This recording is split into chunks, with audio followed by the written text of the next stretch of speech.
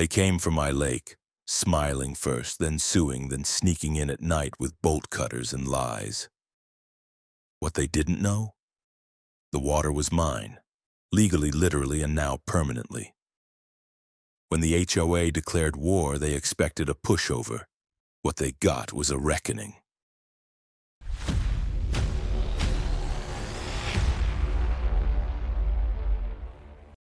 I bought the land for the quiet. That was the whole point. 42 years old, recently divorced, mildly burnt out from 20 years in urban architecture, and in need of somewhere the world couldn't reach me. I wanted silence that couldn't be negotiated. The property was everything I'd hoped it would be. Just under 4 acres tucked into a wooded pocket of Vermont, with a stretch of shoreline that bowed gently into a private cove of Lake Bellamy. The listing didn't shout about it, but it should have. Because tucked inside the paperwork, in a clause as old as Prohibition, was a note stating that not only was the shoreline mine, but so was the lake bed for 150 feet out. I'm no lawyer, but even I knew that meant something special. My lawyer confirmed it, the kind of riparian rights that are almost never granted anymore. Turns out the land had been part of a long-defunct cranberry operation in the 1800s, and when the lake was later dammed and developed, some eccentric great-grandson refused to give up his slice of the bottom. Which meant that now, over a century later, I owned not just a piece of land, but a piece of water. I wasn't planning to brag about it. I just wanted a dock, a canoe, and maybe a dog that didn't bark at its own reflection. I spent the first few weeks putting up a new mailbox, rebuilding the front porch with my own hands, and watching the trees turn that classic New England orange like the forest was on fire. Every morning started with coffee on the back deck, listening to the breeze ripple across my private bay. The first time I saw the docks, their docks, I didn't even realize what I was looking at. From my side, you could see at least 8 narrow, silvery structures reaching out from the opposite bank, like fingers dipping into my cove. They didn't seem like a big deal at first. Clean, uniform, no signs of abuse, just standard HOA-style lake access. Polished wood, identical ladders, solar lights blinking in sync. It looked organized, if a little soulless. I assumed they'd stopped right at the boundary. But then I pulled out my GPS drone and decided to map the property properly. For fun, really, and maybe a bit of paranoia. That's when I saw it. The docks weren't stopping at the waterline. They were stretching into the water. My water. Every one of them extended 10 to 15 feet past the boundary of the HOA land, sitting squarely above lake bed that belonged to me. The closest pier was less than 20 feet from where I planned to install my own. Technically, their children were swimming, diving, and tubing on private property. Still, I didn't cause a fuss. I figured they didn't know. Why would they? For 12 years, according to the property records, no one had lived here full-time. Just a rental company leasing the cabin out for quiet fishing trips and seasonal leaf watchers. The HOA had probably gotten used to thinking of my bay as shared space. Then came the first knock. 3 people, all smiles. A middle-aged couple, Jeremy and Wendy, and a woman with a clipboard and perfect posture who introduced herself as Carolyn Draper, president of the Maple Shore Estates Homeowners Association. "We just wanted to welcome you to the neighborhood," she said, offering a tray of banana muffins like a peace offering or a bribe. I took one. It was dry. They asked all the usual questions: where I'd come from, what I did for work, whether I planned to make improvements. But halfway through the conversation, Carolyn glanced at the lake and casually said, "And of course, you'll be maintaining open lake access for the neighborhood like the previous owner did. We all really appreciate that." I frowned. Actually, I'm planning to keep things private. The shoreline is deeded to me, including that water. Her smile didn't falter. Of course, but the spirit of the neighborhood has always been inclusive. The children love that cove. It's the only safe place to swim without boat traffic. We've always had an understanding. Well, I said, keeping my tone even, that understanding wasn't part of the purchase agreement. I'm not part of the HOA. A pause. Brief. Tight. Jeremy cleared his throat. Wendy forced a chuckle. Carolyn just nodded slowly like a teacher marking a failing student. Understood, she said, tone clipped. Of course, we wouldn't want to impose. They left without touching their muffins. I tossed the rest in the compost pile and ordered 2 private property no trespassing signs that same afternoon. Over the next few days I noticed changes, subtle ones. A drone hovering above my cove for 5 straight minutes, then another the next morning. Kids wandering a little too far from their docks. A man I didn't recognize walking along the property line with a camera phone pretending to photograph birds. Then early one morning I found fresh boot prints in the wet grass at the back edge of my lawn, close to the waterline. Too big to be kids. Too deliberate. The next day, a neighbor I hadn't met, a guy in his 30s with aviator shades and a sun hat, waved to me from across the cove. You ought to think twice about keeping the lake all to yourself, he said, smiling. Water has a way of flowing both directions. Funny, I called back, so do lawsuits. He laughed like it was a joke. Maybe he thought it was. But the way he watched me after, how long he stood there, and that didn't feel like a joke at all. That night I reread every line of my deed, every clause in the county land records. Then I installed trail cams, real ones, hidden well, the kind that sent alerts to my phone and auto-uploaded to the cloud. Because something told me the quiet I'd paid for was about to get very, very loud. I got the letter on a Thursday. It came certified, in a stiff manila envelope with the return address of a local law firm I didn't recognize. Inside was a typed notice on HOA letterhead, not Maple Shore Estates itself, but their legal representative, informing me that a community referendum had been conducted and passed by majority vote. The subject: restoration of historical public access to Lake Bellamy shoreline. They wanted my shoreline. The letter framed it politely, almost comically so, but the subtext was a blunt object. They were formally petitioning the local municipal court to recognize a prescriptive easement across my property, citing 12 years of continuous unchallenged use by community members as grounds. Their claim was that previous occupants had allowed lake access, and therefore the HOA had earned the right to continue using it. As if my land had somehow become habitualized. I called my lawyer that afternoon. His name was Seth Kessler, a quiet, precise man with the personality of a fax machine but a mind like a wood chipper. I scanned and emailed him the documents. He called me back within 15 minutes. This is an aggressive move, he said. It's rare but not impossible to fight. They're banking on you folding. Folding? Giving up. Letting them keep access to avoid the hassle. It's a pressure tactic. They're trying to steal my shoreline. They're trying to make the court believe it was never fully yours. The next morning I walked my property line 3 times with a GPS in hand and a camera on my chest. I photographed every tree, every rock, every inch of shoreline.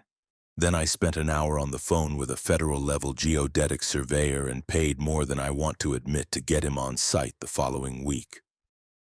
That night, someone cut a hole in my fence. I don't mean a gap or a loose board, I mean a hole. Clean, precise, about 4 feet wide at the rear of the property near the lake. In the morning I found it. The slats had been sliced clean through, probably with a cordless saw. And sitting in the grass nearby with almost cinematic mockery was a rope ladder. Coiled like a snake, no note, no graffiti, just the clear message. You don't control this place. I installed a motion-activated floodlight that afternoon. The next day, I ordered 2 trail cams with infrared and a box of no trespassing signs big enough to qualify as billboards. But they weren't done. A few days later, I checked the county's online parcel viewer. It's a basic GIS tool that shows property lines over satellite imagery. I'd been checking it regularly since the letter just to monitor for anything suspicious. That day, something was off. The shoreline, my shoreline, had moved. Not by much, but it had shifted inland. The boundary line, which had previously run neatly along the water's edge, now curved inward by about 20 feet at its deepest point, slicing across my cove and shrinking the lot by thousands of square feet. It didn't make sense. The map had always matched the deed. Now it didn't. I called Seth. He went silent for a full 10 seconds after I told him. "They altered the digital cadastral map," he said. "Do you have a screenshot from before?" "I do." "Good. Save everything. This is bigger than an easement case. This is fraud." I didn't sleep much that night. The next morning, I was drinking coffee when I noticed a stranger near the southern edge of my property. Tall, gray hoodie, khakis. He was crouched down near one of my fence posts, like he was inspecting something. I stepped outside and called to him. He stood, nodded, and said he was from the Lakeshore Maintenance Committee, whatever that meant, and was just checking for erosion. I told him to get off my property or I'd call the sheriff. He walked away like it was nothing. Seth called again that afternoon with an update. He had already sent a formal cease and desist letter to the HOA's council, along with a request for injunctive relief regarding the attempted boundary modification. Meanwhile, my federal geodetic guy confirmed he'd be arriving within 72 hours. I booked him a hotel. And then just before sunset, I received a message through the community Facebook group, which I hadn't joined, but apparently my email had been added anyway. It was a post from Carolyn Draper, copied by one of her lackeys, with a picture of my house and the caption, "When selfishness wins, children lose." Lake Bellamy was once a place of community. Now it's a fortress. We won't stop fighting. Dozens of likes, heart emojis, comments from people who had never spoken to me in their lives, suddenly declaring that I was a menace, a recluse, a lake hoarder. I didn't respond. Instead, I downloaded every comment, every share, every name. If they wanted a fight, they were going to get one. But I wasn't going to yell. I wasn't going to march or post or scream into the void. I was going to bury them with facts, maps, footage, and law. And I was going to make damn sure my shoreline didn't move another inch. It started with the water turning green. Not the natural kind of green you get with summer algae or a storm stirring up sediment. I mean, unnatural, chemical green. A slick sheen floated across the top like someone had dumped lawn clippings into the lake and stirred. It stank. Not sewage exactly, but rot, decay, fertilizer. I'd noticed the smell before I saw the color, and at first I assumed maybe a septic tank upstream had leaked. Happens sometimes in old lake communities. But when I walked down to the waterline and saw dead minnows washing up at my feet, I knew it wasn't an accident. 2 days later, I got a notice from the Vermont Department of Environmental Conservation. Someone had reported runoff violations. An inspector had come by, taken water samples, and logged evidence of excessive nitrogen and phosphorus. They cited me for improper shoreline nutrient control. Fined me $4,200. I nearly choked. I called the agency and demanded an explanation. The woman on the phone was polite but firm. They had photographic evidence of a white truck dumping 2 bags of granular fertilizer at the waterline. My waterline, on a Tuesday night. She said I could appeal, but unless I had proof I didn't do it, the fine would stand. I hung up and pulled the footage from my trail cam, the one I'd installed after the rope ladder incident. There it was. A grainy figure in the dark, headlights off. A man in a hoodie dragging something heavy toward the lake. 2 duffel-sized sacks. He poured them both straight into the cove and left. The camera caught his license plate. I ran it through a favor, an old friend in insurance. The vehicle was registered to Bryce Canning, treasurer of the Maple Shore Estates HOA. I didn't go to the cops, not yet. I sent the footage to Seth, who said simply, "Perfect." The next morning, I filed a formal notice of environmental sabotage. Seth followed it with an official pre-litigation complaint naming 3 members of the HOA board. Bryce Canning, Carolyn Draper, and a third guy I didn't even recognize, Todd Callahan. The charges? Falsification of land records, environmental damage, trespassing, defamation. That same day, the federal geodetic surveyor arrived. He spent 48 hours crawling my property like a monk with a scanner. When he finished, he gave me a full notarized boundary report, confirming down to the centimeter that my deed and their map did not match. He included GPS data, satellite overlays, time-stamped drone photos, and a sworn affidavit. Meanwhile, I upgraded my security system, hardwired it, installed a new motion detector network that linked to a silent alarm, cameras that recognized facial structure and body heat, floodlights that could blind a deer. I wasn't leaving anything to chance. Good thing, too. 3 nights later, the silent alarm pinged my phone at 2 hours and 11 minutes in the morning. I checked the camera feed and saw 3 figures moving at the back of the property near the cove. They were wearing balaclavas and gloves carrying something that looked suspiciously like a grinder. One of them had a backpack and another held what I swear was a length of rope. They weren't kids. They moved like adults who didn't want to be seen. I hit the panic button. My system lit them up like Broadway. Floodlights flared, sirens howled. One of them stumbled and fell. The other 2 ran straight into the field and but not before all 3 soon were caught. On 4 separate cameras. Their faces weren't visible, but the clothes, the movements, the car they left in, identifiable. 2 hours later, local sheriff deputies arrived, took statements, and collected footage.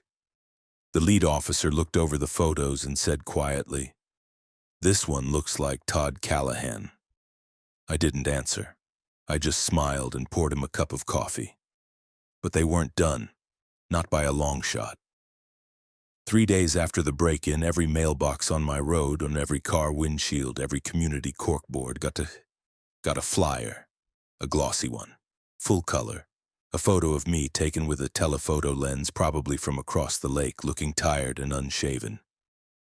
Beneath it, bold red letters, "Meet the man who stole the lake from your children." It was surreal, like propaganda in a bad political campaign. Below the headline were cherry-picked quotes from my deed, out of context, and a QR code linking to a community petition to reclaim Lake Bellamy from private hoarders. I took one of the flyers to Seth.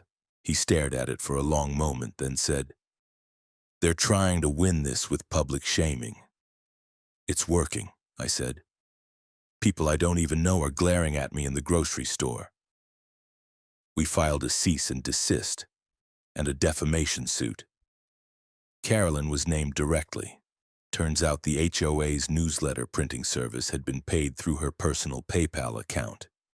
That alone gave us grounds to subpoena her financials. Seth was practically gleeful, but I wasn't gleeful. I was angry. I stood at the edge of my cove that night and stared out at their stupid uniform piers stretching into my water like spears. They didn't care about children or access or tradition. They cared about control. HOA-style control. Collective arrogance wrapped in pastel lake culture and banana muffins. They thought they could shame me, scare me, fine me, sabotage me into surrender. They'd picked the wrong shoreline. There's a kind of anger that doesn't boil. It calcifies, goes hard and quiet like bone setting after a break. That's where I was. When I saw the HOA had posted their new revised lakeshore policy, a document so smug it might as well have come printed on condescending stationery. I didn't yell. I didn't march into a meeting. I didn't post about it online. I ordered concrete, and I ordered steel. Their policy was just another bluff, a resolution voted in at their last board meeting claiming provisional access rights based on a self-declared mandate. No legal standing, no permission, just the audacity of bureaucracy in its purest HOA form. The document also included a vague threat about escalating community action if the current obstruction continues. I read that line 3 times, then opened the blueprint I'd quietly been drafting for weeks. The design was elegant, a 30-foot pier, sleek and minimal but dense, built with reinforced pilings and anchored right up to the farthest legal edge of my underwater boundary. The angle of it would block every single one of the HOA's piers from touching usable water. Their children could dive off the end of their docks right onto dry gravel. Construction began that Friday. The crew I hired was local and discreet. No signs, no chatty foreman, no social media posts. Just good, quiet workers who didn't flinch when I told them, "This is going to get political." By Monday, the pilings were in. By Wednesday, someone from across the lake was flying a drone directly above the site. It hovered for 15 minutes. I waved. The drone dipped and flew off. Thursday, I got a visit. He introduced himself as Matt. Friendly guy, maybe mid-30s. Said he'd just bought the old Kirsch place 2 doors down. Casual, talkative, a bit too polished. "Hope I'm not intruding," he said. "Just figured I'd introduce myself. Saw the construction. Figured you're expanding?" "Something like that," I said. He laughed. "Man, you'd think with all the drama from the other side, people would have more important things to worry about." I eyed him carefully. His smile was too practiced, his casual tone too calibrated. I offered him a beer and watched him glance around, absorbing every angle of my property like a realtor prepping for an appraisal. He dropped a few questions about the construction permits, my cameras, the cost of the pilings, all masked as curiosity. I gave vague answers and asked where he worked. "Oh, freelance logistics," he said quickly. "Some consulting." "Right." After he left, I checked the property records. The Kirsch place was still listed as for sale. No closing date, no recorded deed transfer. 2 days later, I spotted Matt walking into the HOA clubhouse across the lake. Hoodie pulled up, head down, agent, obvious. I filed his name with Seth just in case, then got back to work. By the time the pier was complete, it stood like a wall. Graceful, sure, but an absolute blockade. It jutted out with perfect symmetry, aligned exactly with the edge of my underwater lot line, and transformed my shoreline from vulnerable to invincible. There was no longer any physical way for the HOA's docks to reach the cove without crossing into my space. And that's when things got weird. Saturday morning, I woke up to chanting. Not loud, but insistent, rhythmic, soft voices carried over the still water like smoke. I walked down to the shore. At the edge of my property line, and I mean the literal surveyed, flagged boundary, stood quite a crowd. Maybe 40 people, all wearing matching shirts, pale blue with the words, "Let the lake live," nun printed across the chest. Some held signs. "Water for all. You can't own nature. My dock, my choice." Others had brought their kids, their dogs, a few even brought lawn chairs and ukuleles. They were singing. No, seriously, they were singing a protest song. Someone had written lyrics to the tune of "You Are My Sunshine," but changed it to "You Took Our Shoreline." I couldn't believe it. A woman with a megaphone, not Carolyn, surprisingly. She was probably orchestrating from a bunker, read a prepared statement about peaceful protest and civil resistance against private greed. Cameras flashed. A guy with a gimbal was filming it all. It was a flash mob, HOA style. They called it Occupy the Shore. I didn't take the bait. I waved. I poured a cup of coffee. I called the sheriff in advance and gave him the heads up, not to remove them but to witness everything. Then I hit record on my perimeter cams. It was all well choreographed until one of the teenagers, maybe 17, hoodie entitled, decided to vault the boundary fence and run down to the dock. He made it 3 steps before tripping the sensor. The floodlights hit him so hard he froze. Then the voice system I'd installed, a calm female voice from a speaker mounted under the eaves, kicked in. "You are trespassing on private property. This incident is being recorded." Panic, chaos. Ukuleles clattered. One dog ran into the lake. Deputies arrived less than 10 minutes later. No one was arrested. I wasn't pushing for that, but warnings were issued. The protest fizzled by dusk, and the YouTube video of it, uploaded by one of their own, wound up with more dislikes than views once people realized the kid jumped a fence and I hadn't even yelled. But Matt hadn't been seen since the protest. A day later, a member of the HOA board, not Carolyn, came by quietly. Said she didn't agree with how far things had gone and asked if we could chat. I invited her onto the dock, just far enough that she had to look back at her neighborhood and realize none of their peers reached water anymore. She didn't say much after that.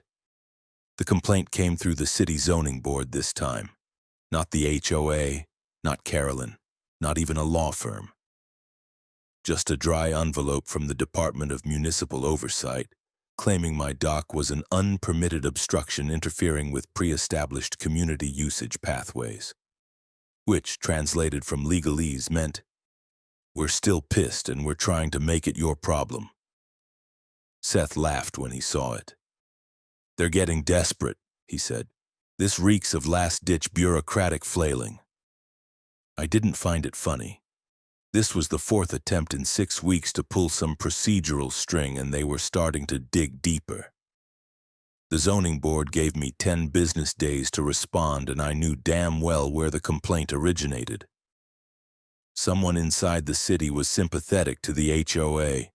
Either that, or they'd been fed bad data. Possibly from the same revised GIS boundary map I'd already proven fraudulent. I wasn't about to trust the system to fix itself, so I started digging myself. With Seth's help, I filed a Freedom of Information Act request on every public communication between the HOA and the zoning office over the past 6 months. In the meantime, I hired a licensed municipal auditor. His name was Nolan, old, sharp, dry as dust, wore suits like he lived in 1987, but he knew how to find things other people tried to bury.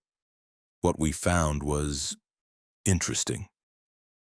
Turns out the HOA had submitted on 3 separate budgets, one to different city agencies. One included inflated landscaping expenses. Another exaggerated maintenance costs for their public access infrastructure, including piers that legally didn't belong to them.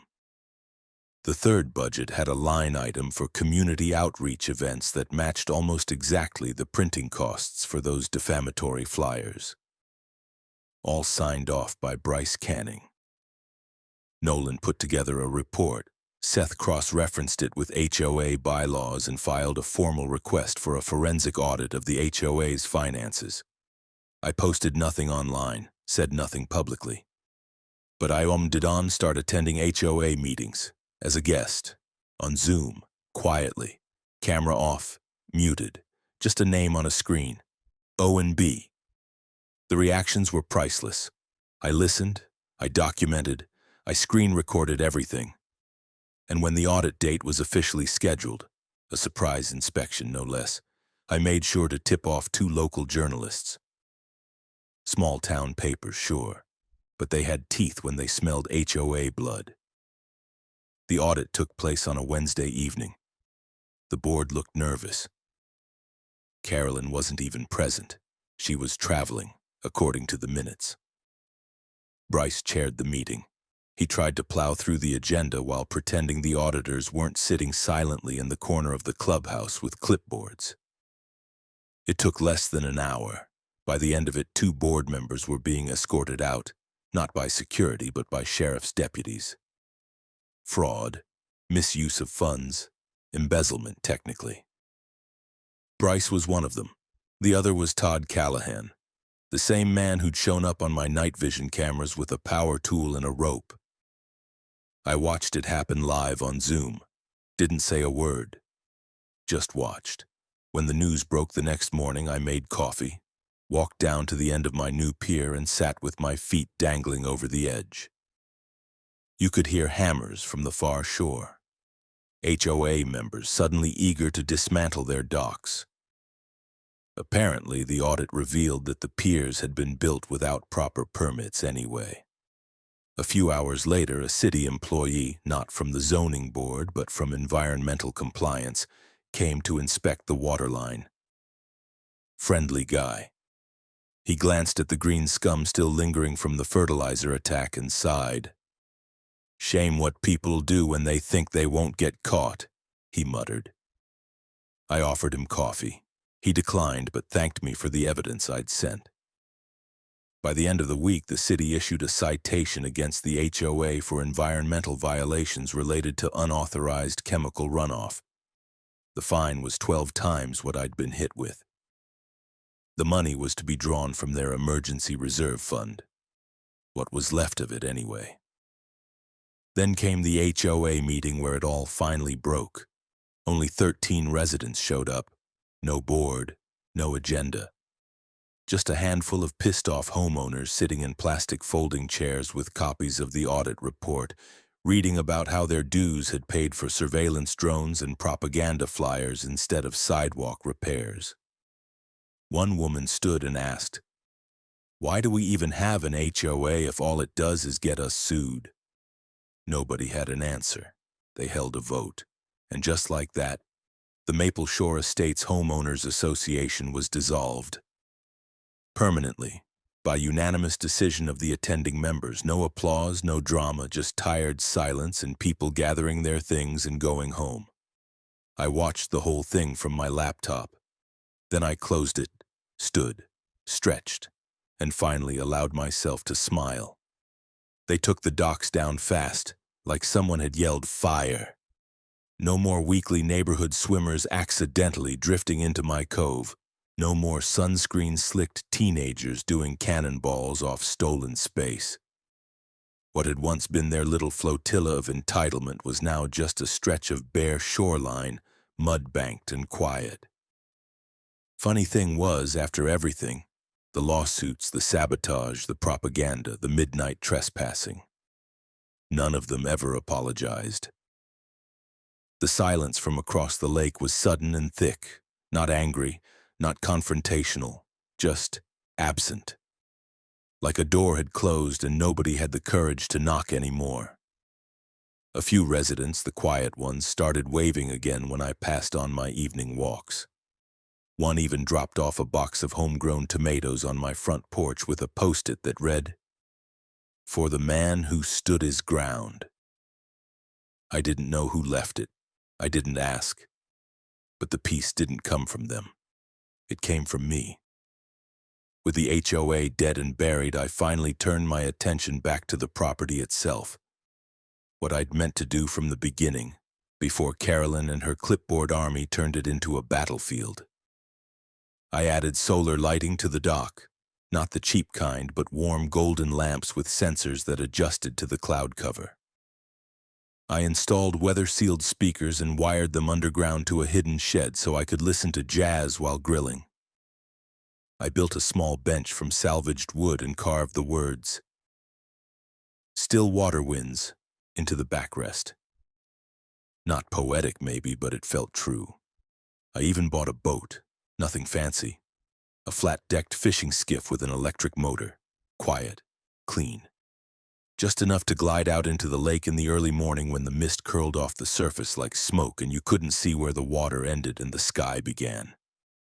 That's when I started sleeping again. But there was still one final thread to pull: the court case. See, even after the HOA was dissolved, the original civil suit was still active. The fraud, the trespassing, the attempted cadastral manipulation, the environmental sabotage, all of it was still pending in court, and Seth, bless him, had not let a single procedural screw loosen. I testified in front of a judge. So did Seth. So did Nolan, the municipal auditor. So did the state environmental agent. And yes, so did Bryce Canning, from a Zoom screen in a county holding cell. Carolyn declined to appear in person, citing mental distress.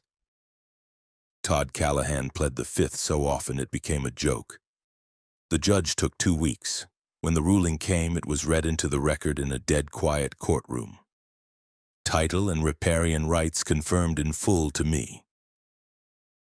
Trespass and property sabotage upheld. Defamation established, and on damages awarded in the amount of $160,000. They were also ordered to pay for environmental restoration of the lakebed and remove all dock anchors, underwater rebar and pilings when they'd installed, at their expense. I didn't cheer. I didn't high-five Seth. I just shook his hand and said, "Let's make them clean up properly." The restoration took the rest of the summer. Heavy equipment, certified divers, and a team from the Vermont Department of Natural Resources. They pulled rusted hardware, old plastic mats, concrete anchors, decades of junk sunk into water they'd never had a legal claim to. By September, the lake had started to heal. Fish returned. The bloom of algae faded. The shoreline, my shoreline, looked clean for the first time in years. And just like that, the storm was over. Not everyone was happy, of course. A few former HOA zealots gave me hard stares at the post office or at the co-op checkout line. Carolyn was rumored to have moved to Florida. Bryce stayed under investigation. Todd tried to start a petition for lake access reform but didn't get enough signatures to fill a minivan. The rest? They moved on or shut up. I didn't care either way. I'd won, not just in court, not just on paper. I'd survived their games, their pressure, their manipulation. I hadn't snapped, I hadn't folded. I hadn't become the thing they tried to paint me as. I was just a man who bought a piece of peace and refused to give it up. And now? Now it was mine again. It's funny what people forget. A year later, you wouldn't even know there'd been a war here. The lake sparkles. The birds are louder than the boats. The only things crossing my shoreline these days are frogs, dragonflies, and the occasional fox bold enough to drink from the edge. My dock has weathered its first winter like a champ. I reinforced the base with extra bracing and sealed the top planks with a marine-grade epoxy that makes the whole surface gleam like polished stone. It's my favorite place to sit now, especially in the early hours before the wind wakes up. One morning in May, while sipping coffee on the bench I'd built, the one with still water winds etched into its back, I heard tires crunching up the gravel drive. Visitors were rare, unannounced ones rarer. I stood, stepped off the dock, and walked up the slope toward the house. It was a woman, mid-40s maybe, hair in a messy bun, beat-up Subaru, no clipboard. She got out and gave me a hesitant smile. "You're Owen, right?" I nodded. She introduced herself as Jessica Draper, Carolyn's niece. Before I could brace for an ambush, she raised her hands, palms open. "I'm not here for trouble. I'm here for closure, I guess." She explained that Carolyn had passed away over the winter. Cancer, fast, unexpected.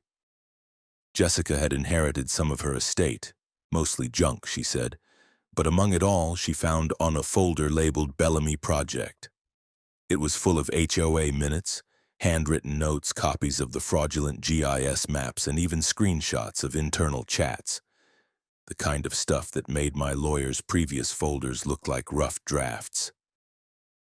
Honestly, she said, it read like a damn cult. She didn't come to apologize, and I didn't expect her to. But she did offer to turn over the folder, no strings attached. I took it, thanked her, and watched as she drove off without so much as looking back at the lake. Inside the folder was a single note scribbled in red ink on the back of a printed HOA map. Carolyn's handwriting. If he won't move, make the water move around him. Whatever that meant, it didn't matter anymore. I burned the note, filed the rest, just in case. Later that summer, I got an idea. It started as a joke, but I ran with it. I printed up signs, laminated them, mounted them on wooden stakes, and posted them at the old HOA dock sites across the lake. The signs read, "Property line reestablished. All former rights thoroughly washed away." I even included a QR code that led to a web page I built called Shoreline Law for Dummies. It was educational, dry, incredibly petty. I loved it. Apparently, so did the local paper. They did a tongue-in-cheek write-up on it. One man's war against HOA tyranny ends in victory and sarcasm. But my favorite moment came in August. I was out on the lake, drifting just beyond the cove in my little skiff when I spotted a familiar figure on the far shore. Matsker, the fake neighbor. He was trying to teach a golden retriever to fetch a frisbee, failing miserably. I rowed over slowly. When he noticed me, he stiffened, then gave a small wave. I returned it. No words, no shouting. Just a long look between two men who had both played their roles and lost their masks. He picked up the frisbee, turned back toward the tree line, and walked away. I let the skiff drift. The lake was glass, the sun high, the cicadas screamed. Somewhere far off, a kid laughed, not on my shoreline, thankfully, but out where he belonged. And for the first time in a very long time, I let myself laugh too. Because the lake didn't just belong to me. It belonged to whoever could outlast the storm without sinking.